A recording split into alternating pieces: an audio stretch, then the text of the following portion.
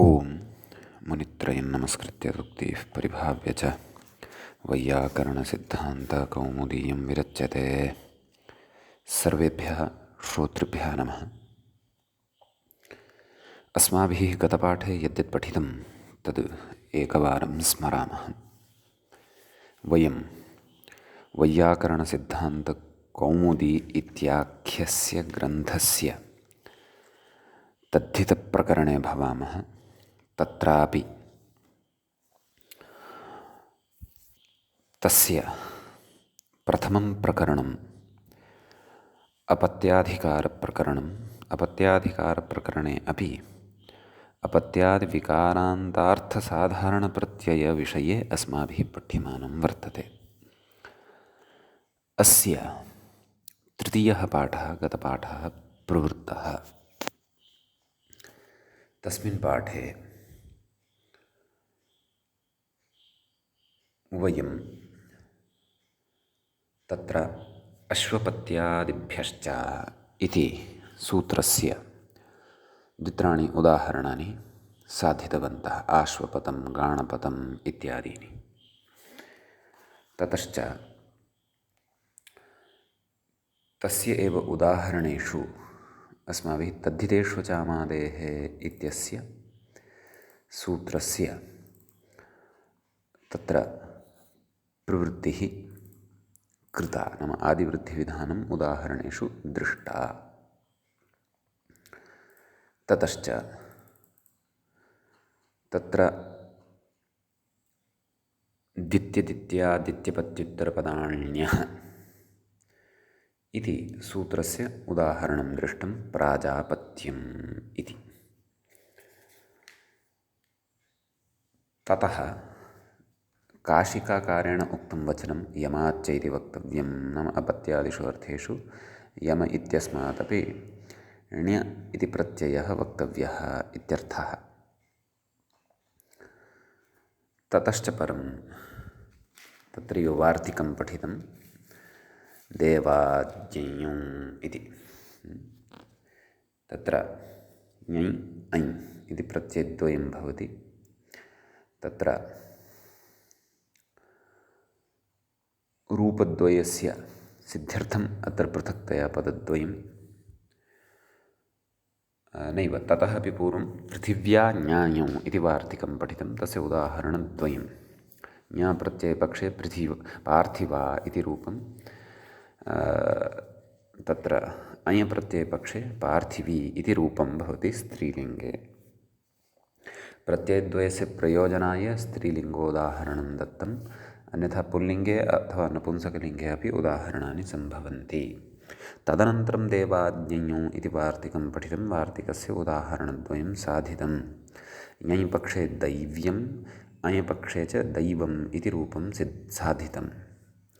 ततः परं बहिषष्टिलोपो ञञ्च इति वार्तिकं पठितं, तस्य वार्तिकस्य बाह्यः इति उदाहरणम् अस्माभिः साधितं। ततः परं तत्रैव ईकक्च इति वार्तिकं पुनः पठितं, तेन बाहीकः इति प्रयोगः अस्माभिः साधितः। अस्मिंश्च प्रयोगे प्रथमतया अत्र अस्मिन् प्रकरणे आदिवृद्धिविधानस्य सूत्रान्तरं यदस्ति किति च तस्य सूत्रस्य प्रवृत्तिः अपि अस्माभिः कृता। तत्र यद्यपि तत्र सत्यम् आदिवृद्धिः जायते यतः बहिष् इति मूलशब्दः वर्तते खलु। आदिवर्णः आदिः अच् तत्र अवर्तते, अतः अस्तु। ततः परम् अस्माभिः वार्तिकम् आरब्धं वर्तते, स्थाम्नोकारः इति। स्थाम्नोकारः इति वार्तिकस्य तत्र किञ्चित् अस्माभिः तत्र आरम्भः एव कृतः वर्तते, नाम वार्तिकस्य अर्थः कः इति अस्माभिः तत्र किञ्चिदिव तत्र चिन्तनं कृतम् आसीत्। आम्, तर्हि इतः आरभ्य अस्माभिः पठनीयं वर्तते। नाम स्थामन् इति एतस्मात् शब्दात् तत्र प्राग्दीव्यतीयेषु अर्थेषु अकारः नाम इति रूपः प्रत्ययः भवति। अणः अपवादभूतः एषः प्रत्ययः भवति इति अस्य वार्तिकस्य अर्थः अस्माभिः दृष्टः। तत्र अश्वत्थामः इति यद्रूपम् अग्रे निर्मातव्यं वर्तते तस्य रूपस्य च तत्र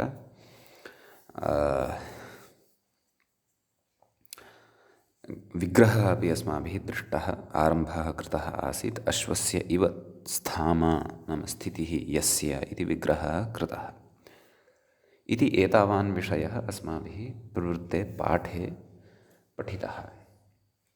इदानीं वयम् अस्य प्रकरणस्य अग्रिमं चतुर्थं पाठम् आरभामहे। तत्र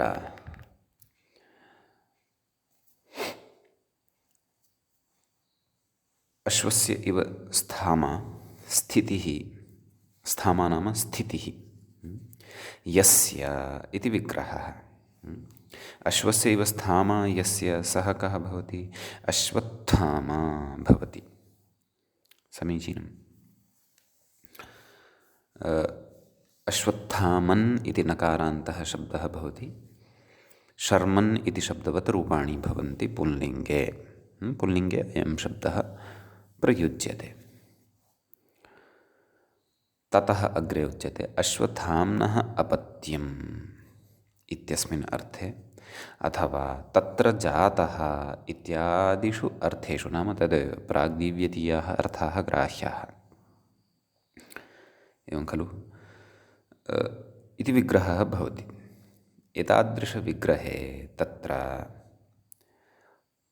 इति प्रत्ययः उच्यते, नाम अणं प्रबाध्य अयम् इति प्रवर्तते। प्राग्दीव्यतोण् इति यदुच्यते तत्र विद्यमानम् अणं प्रबाध्य एषः इति प्रत्ययः अत्र प्रवर्तते इत्यर्थः। समीचीनम्।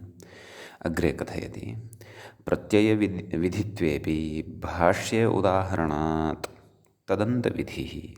एवं खलु येन विधिस्तदन्तस्य इति तत्र उक्तं खलु समासप्रत्ययविधौ प्रतिषेधः इति।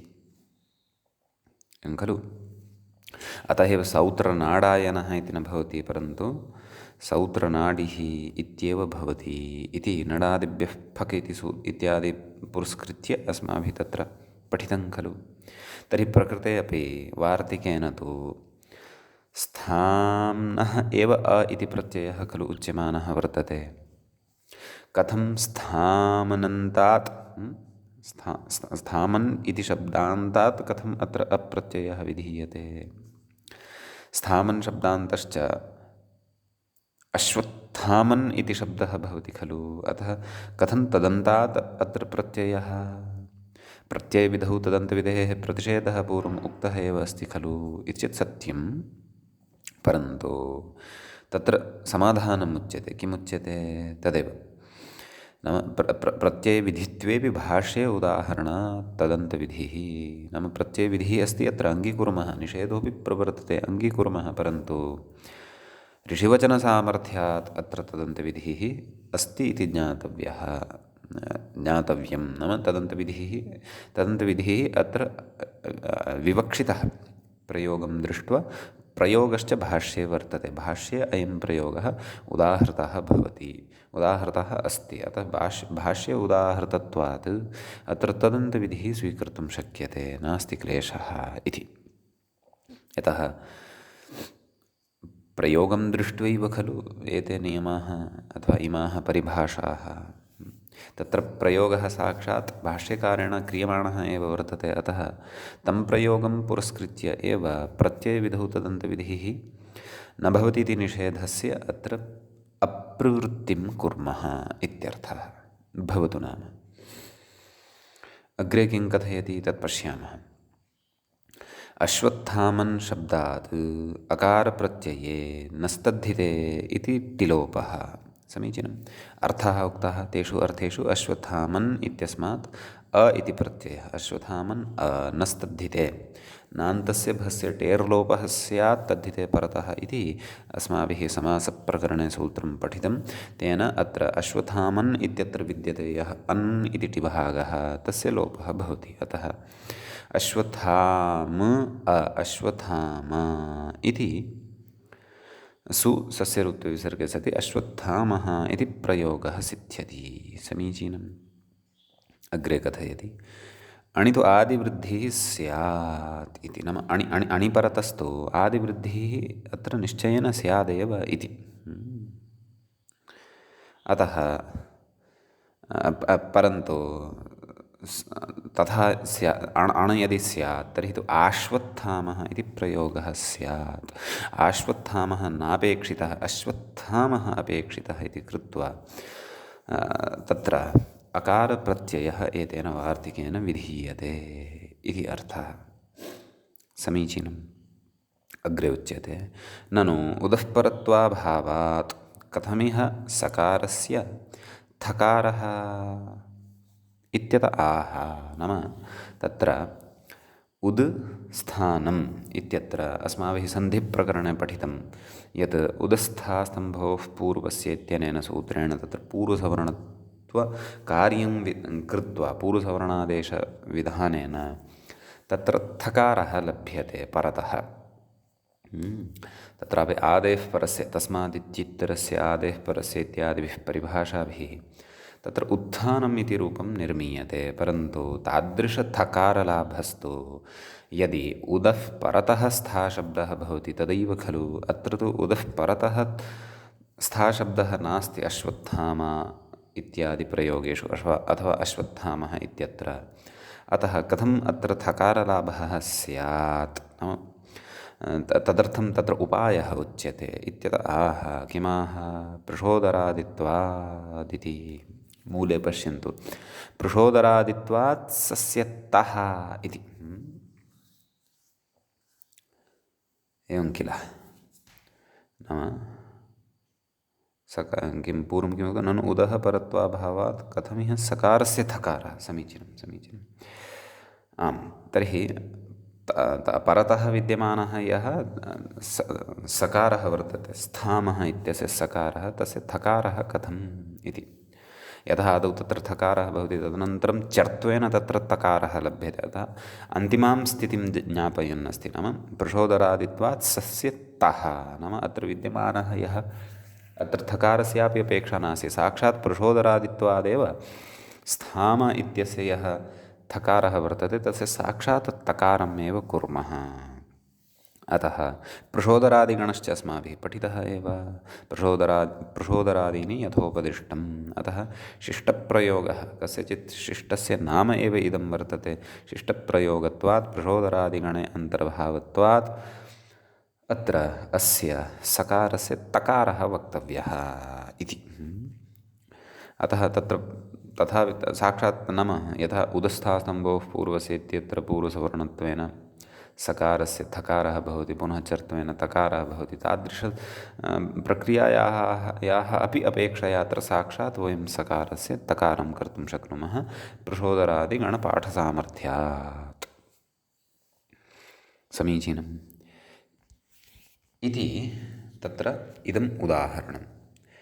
ततः परम् एतद्वार्तिकसम्बद्धा एव काचिद् व्यवस्था अग्रे अस्ति उच्यमाना। का सा व्यवस्था इति चेत् तत् पश्यामः। भवार्थे तु लुग्वाच्यः वार्तिकमेव वर्तते। भवार्थे भवश्चासौ अर्थः भवार्थः अथवा भवस्य अर्थः भव इति अर्थः भवार्थः। तस्मिन् भवार्थे तु इति अवधारणार्थम् अपि प्रयुज्यते अव्ययं लुक्। लुक् इति प्रथमान्तं विधीयमानं वाच्यः। वाच्यः इति तत्र प्रथमान्तं पदं नाम वक्तव्यः। कः वक्तव्यः? लुक् वक्तव्यः। लुकः विशेषणं तद् अस्तु। व्याख्याता कथयति अकारप्रत्ययस्य इति शेषः। नाम अयम् अकारप्रत्ययः यः विहितः स्थाम्नोकारः इत्यनेन, सः यदि भवार्थे विद्यमानः स्यात्, एवं खलु, तत्र भवः इत्यपि अर्थः वर्तते एव प्राग्दीव्यतीयेषु अर्थेषु, तदा तु अस्य लुक् भवति। अतः तदेव अश्वत्थाम्नि भवः इति विग्रहे अश्वत्थामन् शब्दात् अणप्रत्ययः प्राप्तः, परन्तु तं प्रबाध्य अत्र अप्रत्ययः स्थितः, अप्रत्ययः आगच्छति, अश्वत्थामन् परन्तु तस्य लोपः भवति, अश्वत्थामन् इत्येव सिद्ध्यति भवार्थेऽपि। ततः सुप्रत्ययः, ततः राजन् शब्दस्य यथा प्रथमाविभक्तेः एकवचने राजा इति प्रयोगः भवति, एवमेव अश्वत्थामन् इत्यस्य प्रथमाविभक्तेः एकवचने अश्वत्थामा इति प्रयोगः भवति। अत्रापि प्रचोदरादिगणत्वादेव स्थामन् इत्यस्य सकारस्य स्थाने तत्र तकारः ज्ञातव्यः, एवं खलु। तर्हि अश्वत्थाम्नि भवः इत्यस्मिन् अर्थे अपि तत्र अश्वत्थामा इत्येव प्रयोगः कर्तव्यः इत्यर्थः। समीचीनम्। इति गतवार्तिकस्य कश्चन नियमः अत्र कृतः। नाम स्थाम्नोकारः इत्यस्य एव कश्चन नियमः एषः। भवतु नाम इदानीं वयम्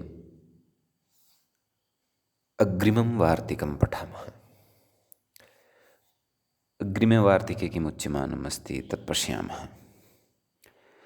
लोम्नोपत्येषु बहुष्वकारः इति।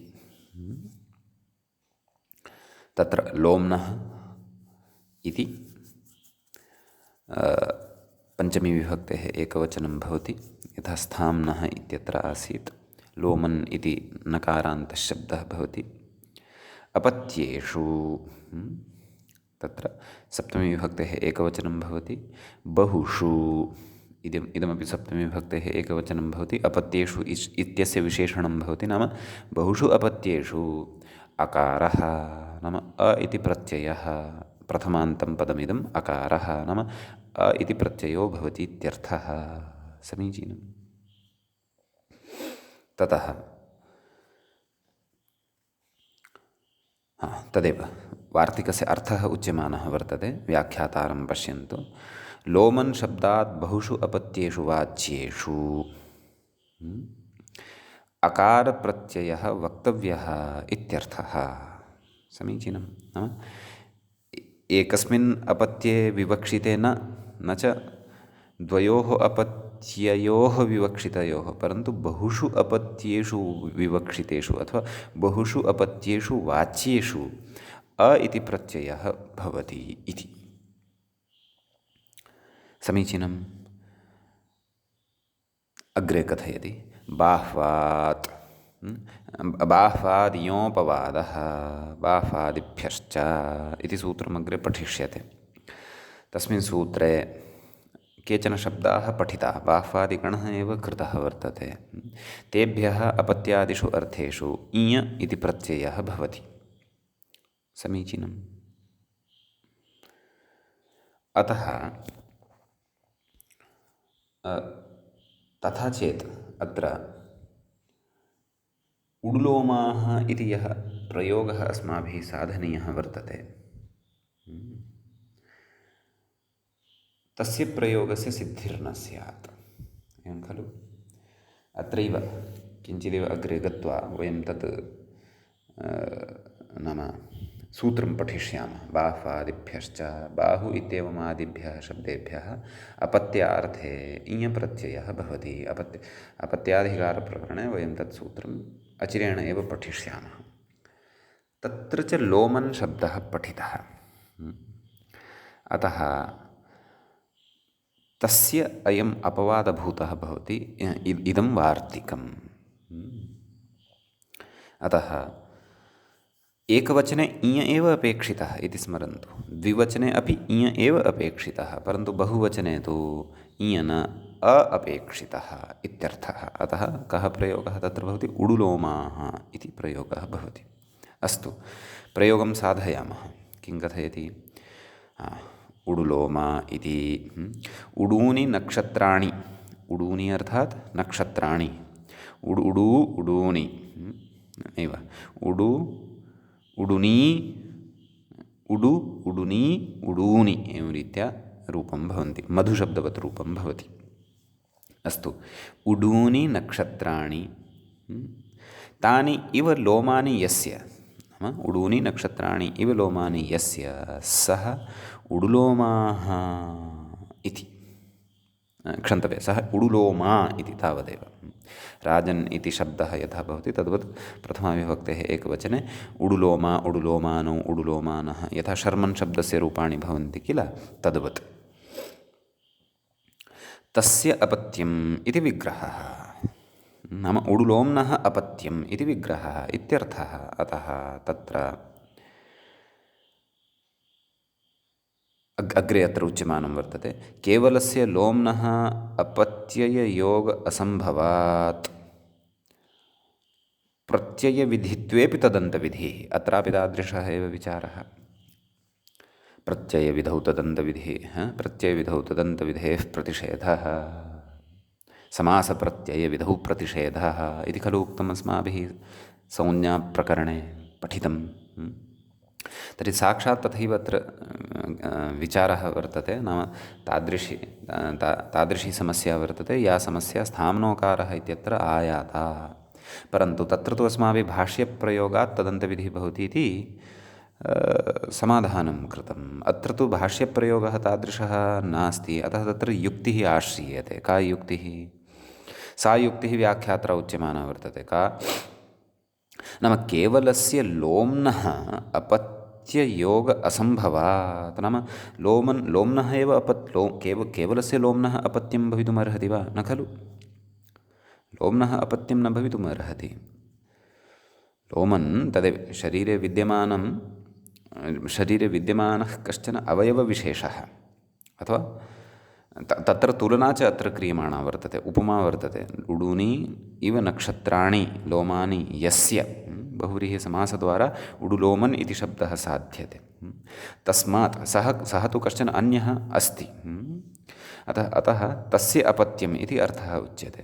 अतः केवलात् लोमन् इत्यस्मात् शब्दात् अपत्यार्थकः प्रत्ययः भवितुं नार्हति। अतः तदेव उच्यते अपत्ययोग असम्भवात् प्रत्ययविधित्वे अपि, एवं खलु। नाम प्रकृतिप्रत्ययविधिः वर्तते इति कृत्वा अपि अत्र तदन्तविधिः भवत्येव, अन्यथा वचनमेव व्यर्थं स्यात्। किं? लोम्नः अपत्येषु बहुष्वकारः, एवं किल। अतः वार्तिककारस्य अयमारम्भः ज्ञापयति यद् अत्र तदन्तविधेः प्रतिषेधः न प्रवर्तते, अत्र तदन्तविधिः प्रवर्तते। अतः लोमन्नन्तात् तत्र प्रत्ययः अत्र कर्तव्यः। समीचीनं। लोमन्नन्तश्च उडुलोमन् इति शब्दः। समीचीनम्।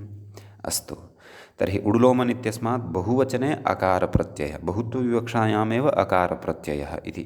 समीचीनम्। अतः उडुलोमन् नस्तद्धितेति टिलोपः, उडुलोम् नाम अन् इति यः तत्र टिभागः वर्तते तस्य लोपः भवति। अतः उडुलोम् मेलनेन उडुलोम, तस्य बहुवचने, यतः बहुवचने एव अयं प्रत्ययः, अतः उडुलोम अस्, उडुलोमास्, जसः अस् अवशिष्यते, उडुलोमास् सस्य रुत्वविसर्गे सति उडुलोमाः इति यथा रामशब्दस्य बहुवचने रामाः इति प्रयोगः भवति, तद्वद् अत्रापि उडुलोमाः इति प्रयोगः भवति इत्यर्थः। समीचीनम्। एवञ्च बहुवचने रूपाणि एवं भविष्यन्ति, उडुलोमाः, उडुलोमान्, उडुलोमैः, नाम रामवत् भविष्यन्ति। समीचीनम्। ततश्च अग्रे कथयति। किं कथयति व्याख्याता? औडुलोमिः इति मूले गन्तव्यं। मूले किं कथयति? बहुषु किम् औडुलोमिः, बहुषु नाम तदेव बहुत्वे विवक्षिते एव अप्रत्ययः। यत्र तु बहुत्वं नास्ति, नाम एकवचनं वर्तते अपि च द्विवचनं वर्तते, तत्र तु अ इति प्रत्ययः न, अपि तु बाह्वादिभ्यश्च इत्यनेन सूत्रेण इञ इत्येव प्रत्ययः भवति। समीचीनम्। कथयति अग्रे, ऊडुलोम्नः अपत्यम् इति विग्रहः इति कथयति। अत्र अपत्यबहुत्व अभावात् अकारप्रत्ययः न, किन्तु बाह्वादित्वात् इति टिलोपः इति भावः। क्षन्तव्यः, किन्तु बाह्वादित्वात् ई नाम इञ इति प्रत्यये सति टिलोपो भवति इति भावः इत्यर्थः। समीचीनं भवतु। एवञ्च प्रकृते तत्र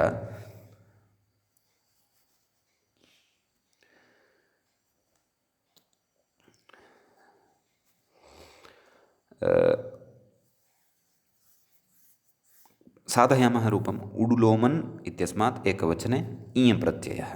समीचीनम्। आदिवृद्धिः औडुलोमन् इ, यतः इञ इति ङित् वर्तते अतः। किञ्च तत्र टिलोपः औडुलोम इ, मूलशब्दः कः सिद्धः, औडुलोमि। हरिवत् रूपाणि भविष्यन्ति एकवचने द्विवचने च। औडुलोमिः, औडुलोमि, उडुलोमान् एवं। औडुलोमिम्, औडुलोमी, उडुलोमान् इति द्वितीया। प्रथमायां तु उडुलोमाः, द्वितीया बहुवचने उडुलोमान् इति। तृतीया विभक्तिः औडुलोमिना, औडुलोमिभ्याम्, उडुलोमैः। बहुत्वे बहुवचने अवधानं कर्तव्यं यत् अकारपुल्लिङ्गवत् रूपाणि भविष्यन्ति एकवचने द्विवचने तु औडुलोमि इति इकारान्तरूपाणि हरिशब्दवत् भविष्यन्ति इति अत्र विशेषः अवधातव्यः। समीचीनम्। अतः एव तत्र बहुषु नाम बहुत्वे विवक्षिते एव अयम् अप्रत्ययः भवति। एकवचने द्विवचने तु अत्र अपत्यार्थकः इञ इति प्रत्ययः भवति इत्यस्ति। किञ्च अपत्येषु इत्युक्तं नाम अपत्यार्थे गम्यमाने एव एषा व्यवस्था इत्यपि स्मर्तव्यं भवतु। समीचीनम्। अग्रे पुनः अत्र वार्तिकं किं कथयति तद् अस्ति द्रष्टव्यम्। सर्वत्र गोरजादिप्रसङ्गे यत् इति सर्वत्र इति अव्ययं भवति। गोः इति पञ्चम्यन्तं वा षष्ठ्यन्तं वा तद्, अतः गो इत्यस्मात् अजादिप्रसङ्गे पञ्चम्यन्तमेव। गोः पञ्चम्यन्तम् अजादिप्रसङ्गे, अच् आदौ यस्य सः अजादिः, अजादेः प्रसङ्गः अजादिप्रसङ्गः, तस्मिन् अजादिप्रसङ्गे यत् नाम यत् इति प्रत्ययो भवति इत्यर्थः। समीचीनम्। अस्तु, अग्रे उच्यते नाम तदेव लोमन् शब्दविषये एव एषा व्यवस्था अस्ति वा इति। नैव पश्यामः किं कथयति, व्याख्यातारं पश्यामः। आम्, लोम्नः अपत्येषु इति पूर्ववार्तिकात् अपत्यग्रहणानुवृत्तिनिवृत्त्यर्थं सर्वत्र इति ग्रहणम्। अस्तु। लोमन् शब्दे विषये एषा व्यवस्था नास्ति, एषा व्यवस्था तु तत्र गोशब्दविषये वर्तते। अतः सर्वत्र नाम प्राक्तनवार्तिकेन या व्यवस्था उक्ता सा व्यवस्था तु अपत्यार्थे गम्यमाने एव, एवं खलु। तत्रापि बहुषु अपत्येषु गम्यमानेषु एव, बहुषु अपत्येषु विवक्षितेषु एव सा व्यवस्था उक्ता, एवं किल। अपत्ये तदन्येषु च, तत्र किमुक्तं, लोम्नः अपत्येषु इति पूर्ववार्तिकात् अपत्यग्रहण अनुवृत्तिनिवृत्त्यर्थं, नाम ततः अपत्यग्रहणस्य अनुवृत्तिः नाम वार्तिकात् वार्तिकं प्रति अपत्येषु इत्यस्य निवृत्तिः यथा न स्यात्, अतः सर्वत्र ग्रहणमत्र कृतं। सर्वत्र इत्यनेन तु अपत्यार्थे गम्यमाने अपि च तद्भिन्नेषु प्राग्दीव्यतीयेषु अर्थेषु गम्यमानेषु अपि अथवा विवक्षितेष्वपि अत्र एतेन वार्तिकेन अधुना व्यवस्था वक्ष्यते इत्यर्थः। अतः तत्र किमुक्तं हा अपत्ये तदन्येषु च प्राग्दीव्यतीयेषु अर्थेषु गोशब्दात् अजादिप्रत्ययप्रसङ्गे एवं खलु नाम गोशब्दात् यत्र यत्र अजादिप्रत्ययः अजादिप्रत्ययस्य प्रसङ्गः सम्भवति तादृश प्रसङ्गे सति यत् प्रत्ययः वाच्यः इत्यर्थः समीचीनं नाम गोशब्दात् यत्र यत्र तादृशस्य प्रत्ययस्य प्रसङ्गः प्राप्यमाणः वर्तते अथवा प्राप्तिः जायमाना वर्तते यः अजादिः प्रत्ययः वर्तते तत्र सः अजादिः प्रत्ययः न भविष्यति अपि तु तत्स्थाने यत् प्रत्ययः एव भविष्यति अर्थः सः एव स्यात् यमर्थमादाय सः अजादिप्रत्ययः प्रवर्तमानः वर्तते किञ्च अर्थः उक्तः अपि अपत्यार्थे प्राग्दीव्यतीयेषु अन्येषु च अर्थेषु गम्यमानेषु उक्तमेव अपत्ये तदन्येषु च प्राग्दीव्यतीयेषु अर्थेषु गोशब्दात् अजादियत्प्रसङ्गे अजादिप्रत्ययप्रसङ्गे सति यत् प्रत्ययः वाच्यः इति वार्तिकस्य अर्थः विशेषेण स्पष्टता उदाहरणे भविष्यति समीचीनम् उदाहरणं किं गव्यं गविभवम् अथवा गोः आगतम् इत्यादि विग्रहः समीचीनम् अत्र अण्प्राप्तः केन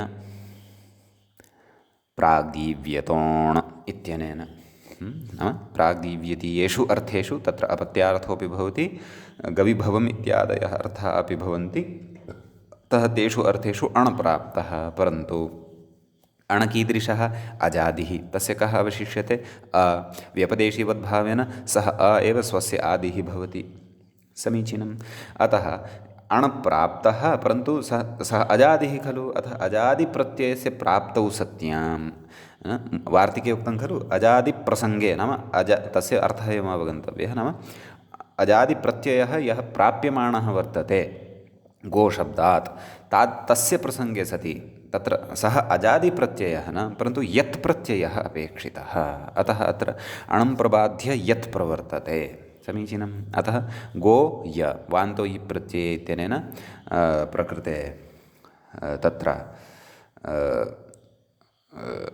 अवादेशः भवति अतः गव् य गव्य सु अं पूर्वरूपादिकं कृत्वा गव्यम् इति रूपं सिद्ध्यति इत्यर्थः यत् प्रत्ययः केन सर्वत्र गोरजादिप्रसङ्गे यत् इत्यनेन केषु अर्थेषु अपत्यादिषु अर्थेषु अथवा प्राग्दीव्यतीयेषु अर्थेषु अतः गविभवम् अथवा गोः आगतं यद्भवति तद् गव्यम् इति भवति अपत्यार्थः अपि कर्तुं शक्यते यतः उक्तमेव अतः अपत्यमपि गव्यम् अथवा शावकः गोशावकः गव्यः इत्यपि वयं वक्तुं शक्नुमः समीचीनम् इति अस्य वार्तिकस्य प्रयोजनम् इत्यर्थः अस्तु अग्रे पश्यामः मूले किमुक्तम् अजादिप्रसङ्गे किं नाम एषा व्यवस्था तत्रैव यत्र अजादिः प्रत्ययः प्राप्यमाणः वर्तते नान्यत्र इत्यर्थः अस्तु यत्र तु हलादिप्रत्ययः प्राप्यमाणः वर्तते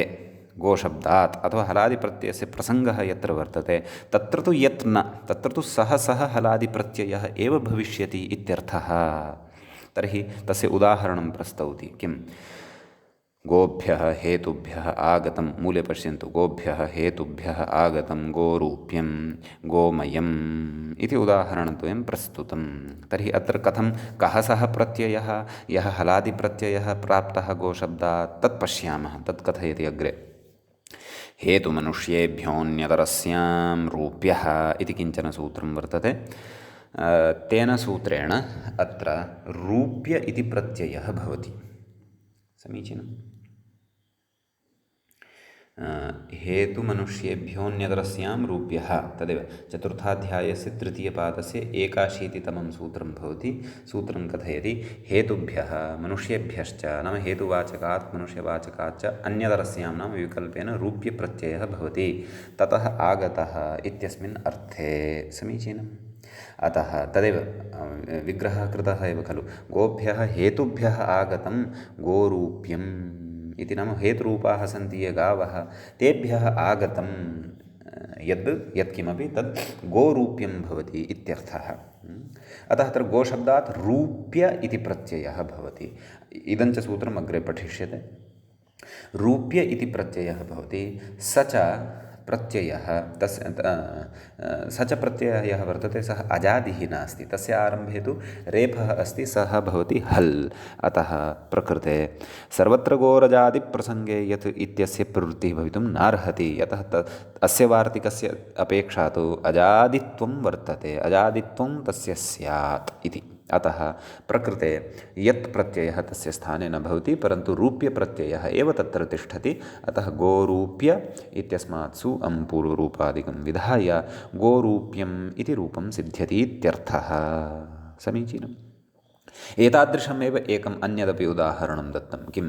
गोमयम् इति तत्र सूत्रं कथयति।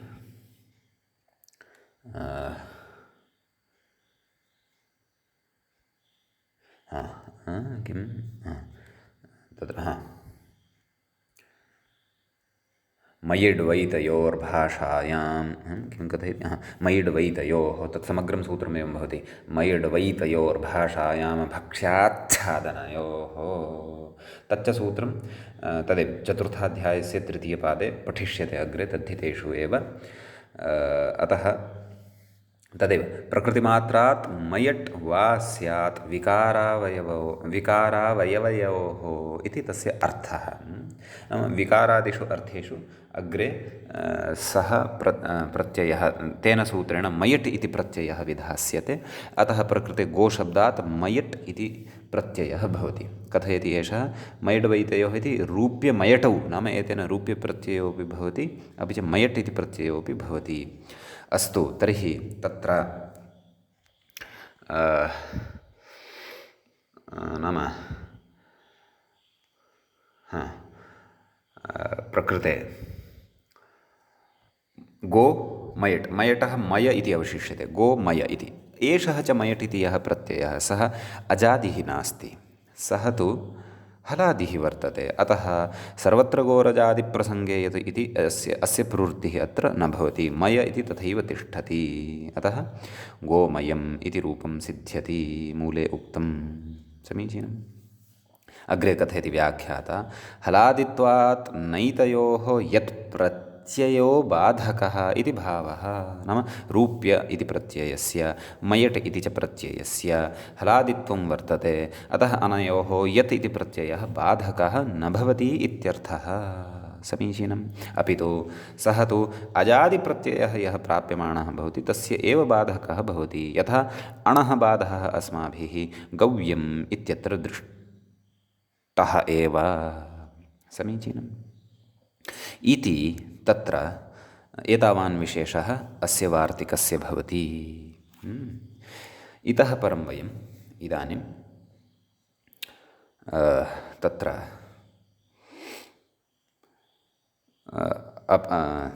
अपत्यादिविकारार्थसाधारणप्रत्ययप्रकरणस्यास्य अन्तिमं सूत्रं पठामः। सूत्रं भवति उत्सादिभ्यो इति।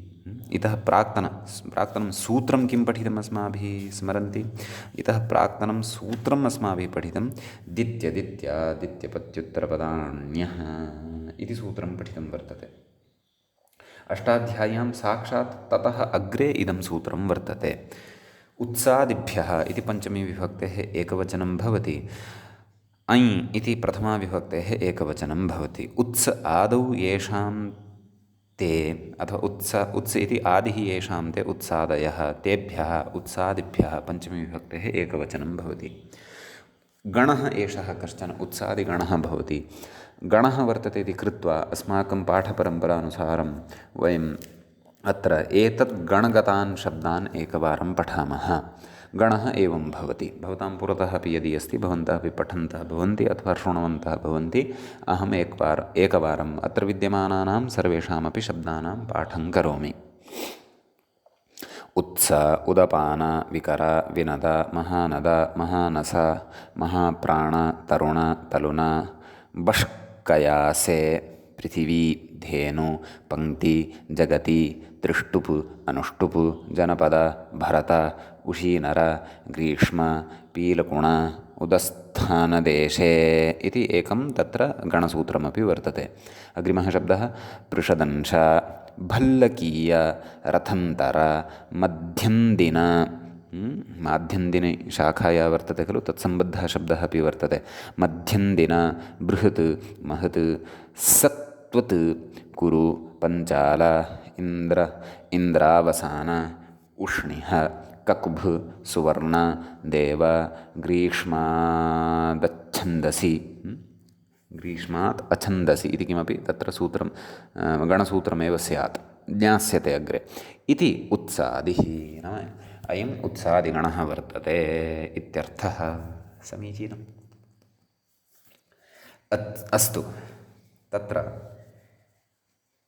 इदानीं सूत्रार्थः तु स्पष्टः अस्ति एव। तत्र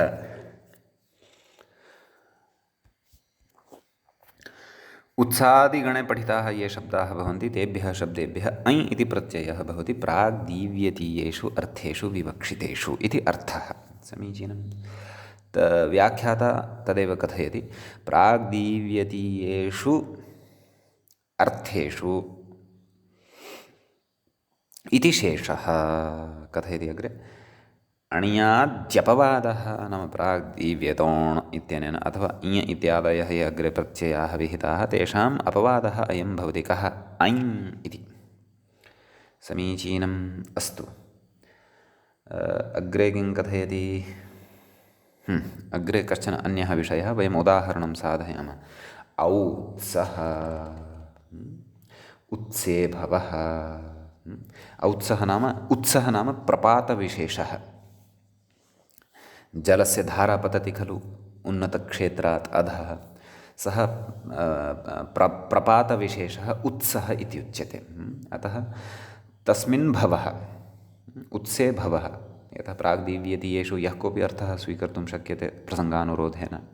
अतः उत्से भवः इति अत्र लौकिकविग्रहः भवति। उत्सङि इति अलौकिकविग्रहः भवति। ततः उत्सादिभ्यो ङि इत्यस्मात् ऐ इति प्रत्ययः उत्स ऐ। प्रातिपदिकसंज्ञा सुब्लुक् उत्स ऐ ऐ ऐ ङित् वर्तते अतः ङित्वात् तद्धितेषु चामादेः इत्यनेन आदिवृद्धिः। औत्स् अ औत्स सुसस्य ऋत्वे विसर्गे सति औत्सः इति प्रयोगः भवति तत्र सिद्धः। समीचीनम्। एवम् अन्यानि अपि रूपाणि तत्र साधनीयानि। उदपान इति अग्रिमः शब्दः अस्ति। औदपानः इति रूपं भविष्यति। विकरः वैकरः विनदशब्दात् वैनदः महानदशब्दात् माहानदः महानसशब्दात् माहानसः महाप्राणशब्दात् माहाप्राणः तरुणशब्दात् तारुणः तालुनः। एवं रीत्या तत्र यानि रूपाणि वर्तन्ते ये शब्दाः वर्तन्ते तेभ्यः सर्वेभ्यः अपि ऐं प्रत्ययं विधाय व्यवस्था ज्ञातव्या। अस्तु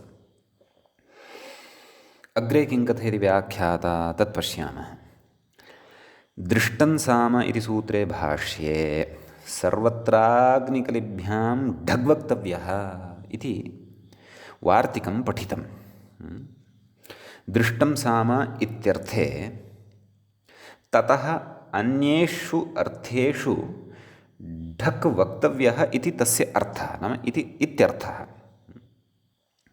दृष्टं साम इत्यर्थे ततः अन्येषु अर्थेषु ढक् इति प्रत्ययः वक्तव्यः इति तस्य वार्तिकस्य अर्थः। कस्य वार्तिकस्य अर्थः? सर्वत्राग्निकलिभ्यां ढग् वक्तव्यः इति वार्तिकं च क्व पठितं? दृष्टं साम इत्यत्र पठितं। समीचीनं। कथयति तत्र सर्वत्रेति त्यक्त्वा नाम भाष्ये यथा वार्तिकं पठितं तत्र सर्वत्रेति त्यक्त्वा लाघवात् प्राग्दीव्यतीयेषु एव इदं वार्तिकं पठति इति। नाम लाघवात् प्राग्दीव्यतीयेषु अर्थेषु गम्यमानेषु एव तद्वार्तिकम् इति मत्वा अथवा इति अभिप्रायवान् सन् एतद्वार्तिकं लाघवेन एव पठति। नाम सर्वत्र इति न पठति। नाम भाष्ये यथा वार्तिकं सम्पूर्णमपि उक्तं तथा न पठति खलु। वस्तुतः पठनीयं, भाष्ये यथा वार्तिकमस्ति तद्वदेव पठनीयं, परन्तु अस्तु यदि अपेक्षितः अर्थः गम्यमानः अस्ति तर्हि अपि लाघवपूर्वकमपि तत्तत् वार्तिकं पठितुं शक्यते, भवतु नाम। परन्तु ऋषिवचनं खलु, यथा अस्माभिः सूत्रकारस्य समग्रमपि सूत्रं लाघवत्वेन न लिख्यते, समग्रं सूत्रं तथैव लिख्यते। अतः उत्तरवर्तिनः ये वर्तन्ते ऋषयः अथवा ऋषी यौ वर्तेते तयोः अपि वचनं समग्रतया लेखनीयम्। एतदर्थं काशिकाकारः अस्ति, सः समग्रं वचनं तथैव लिखति, भवतु नाम। अत्र ग्रन्थकारः स्वतन्त्रः। अतः नाम प्राग्दीव्यतीयेषु एव इदं वार्तिकं पठति। किं मूले पश्यन्तु, अग्निकलिभ्यां ढग् वक्तव्यः इत्यर्थः। नाम केषु अर्थेषु? प्राग्दीव्यतीयेषु अर्थेषु गम्यमानेषु इत्यर्थः। समीचीनम्। अस्तु, तर्हि तत्र अपत्यादि इति मूले कथयति। नाम अग्नेः अपत्यादि आग्नेयं कालेयम् इति। अतः तत्र तदेव अग्निः देवता यस्य इत्यादिसङ्ग्रहः, नाम आदिशब्देन सास्य देवता इत्यादयः अर्थाः अपि अत्र ग्राह्याः इत्यर्थः। तर्हि अग्निशब्दात् ढक् प्रत्ययः, ढकः तत्र नाम ढक् कित् वर्तते इति कृत्वा कितिचित्यनेन आदिवृद्धिः। ढ इत्यस्य आयनेयिनीयः फडगजगां प्रत्ययादीनाम् इत्यनेन सूत्रेण एयादेशः। आग्नि एया, पुनः इदानीम् आग्नि इत्यस्य यः इकारः वर्तते तस्य भत्वात् यस्य चैत्यनेन लोपः। आग्न एय, आ ढकारोत्तरवर्ती अकारस्तु तथैव तिष्ठति इत्यपि अवधानं कर्तव्यम्। आग्नेय आग्नेयसु सस्य ऋत्वे विसर्गे सति आग्नेयः इति प्रयोगः सिद्ध्यति इत्यर्थः। समीचीनम्।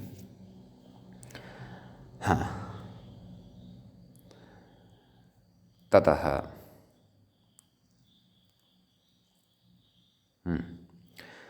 द्वितीयं रूपं किं दत्तं? कालेयम्। अतः तत्रापि तदेव कलेः अपत्यम् अथवा कलेः तत्र कलौ भवम् इत्यादि अर्थे सति तत्र ढक् प्रत्यये सति, यथा अग्निशब्दात् आग्नेयः इति साधितं तद्वत् कलिशब्दात् आग्नेयम् इति नपुंसकलिङ्गे दत्तमस्ति। कस्मिंश्चिदपि नाम तद्धितान्ताः शब्दाः विशेष्यनिघ्नाः भवन्ति इति वयं जानीमः, नाम विशेष्यलिङ्गम् अनुसरन्ति। अतः विशेष्यं यदि नपुंसकलिङ्गे तर्हि प्रयोगः नपुंसकलिङ्गे, विशेष्यं यदि स्त्रीलिङ्गे अथवा पुल्लिङ्गे तर्हि इदं पदमपि तत्तत् लिङ्गम् आश्रयति इत्यर्थः। यथा अग्निशब्दात् ढकि आग्नेयम् इति प्रयोगः, एवमेव कलिशब्दात् ढकि कालेयम् इति प्रयोगः सिद्ध्यति इत्यर्थः। कथयति ढकि ए आदेशे कित्वात् आदिवृद्धौ यस्येच इति लोपः इति उक्तमेव अस्माभिः। मूले तो अग्रे किं कथयति? समारोपः इत्यपत्यादिविकारार्थसाधारणाः प्रत्ययाः इति अपत्यादिविकारान्तार्थसाधारणाः प्रत्ययाः इति च व्याख्याता अपि कथयति। एवञ्च प्रथमम् इदं प्रकरणं यद्यपि अपत्याधिकारभूतमेव इदं प्रकरणं, तथापि तत्र अपत्यादिविकारार्थसाधारणाः प्रत्ययाः अत्र पार्थक्येन एव उक्ताः, तेषां सङ्कलनं कृतम्। इदानीम् अग्रे अपत्याधिकारप्रकरणस्य आरम्भो भविष्यति। एवञ्च प्रकरणस्यास्य अयं चतुर्थः पाठः अपि सम्पन्नतां गतः। अत्रैव मङ्गलं कुर्मः। मुनित्रयं नमस्कृत्यादुक्तिः परिभाव्य च वैयाकरणसिद्धान्तकौमुदीयं विरच्यते। सर्वेभ्यः श्रोतृभ्यः नमः। श्वः प्रभृति अग्रिमे प्रकरणे वयं प्रविष्टाः भवामः। अपत्याधिकारप्रकरणं महत्प्रकरणं, तस्य प्रकरणस्य विशिष्टाः व्यवस्थाः द्रक्ष्यामः। नमः सर्वेभ्यः श्रोतृभ्यः।